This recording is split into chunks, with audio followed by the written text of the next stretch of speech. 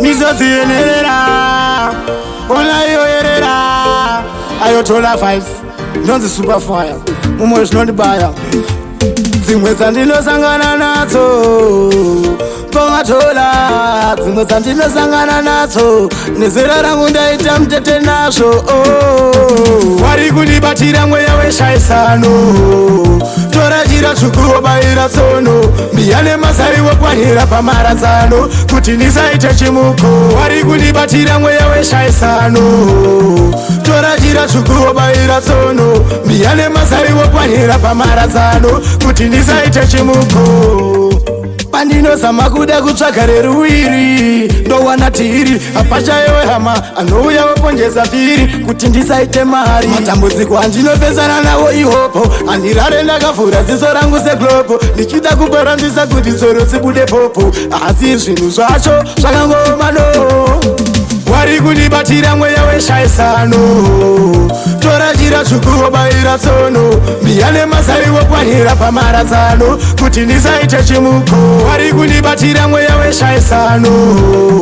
Tora jira tsvuku wobayira tsono Mbiya nemasari wokwanira pamaradzano Kuti ndisaite chimuko Vamwe vacho vanonyepera kundifarira Ndasvika vanouya vachindimbundira Ndabva wosara vachinditaura Azisi mwana raningi rinotipengera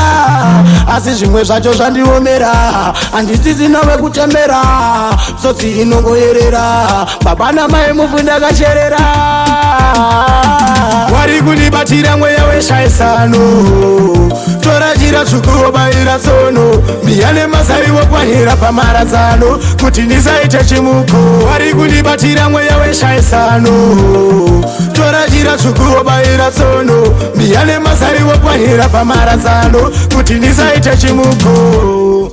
Pandinozama kuda kutsvaga reruwiri Ndowana tiri apachayewe hama Anouya woponjeza piri kuti ndisaite mari Matambudziko andinopesana nawo ihopo Andirare ndakavhura ziso rangu seglobo Ndichida kuparandisa kuti tsoro tsibude popo Asi zvinhu zvacho zvakangoma no Wari kundibatira mweya weshaisano Tora jira tsvuku wobayira tsono Mbiya nemasari wokwanira pamaradzano Kuti ndisaite chimuko Wari kundibatira mweya weshaisano Tora jira tsvuku wobayira tsono Mbiya nemasari wokwanira pamaradzano Kuti ndisaite chimuko Wari kundibatira mweya weshaisano Tora jira tsvuku wobayira tsono Mbiya nemasari wokwanira pamaradzano Kuti ndisaite chimuko Wari kundibatira mweya weshaisano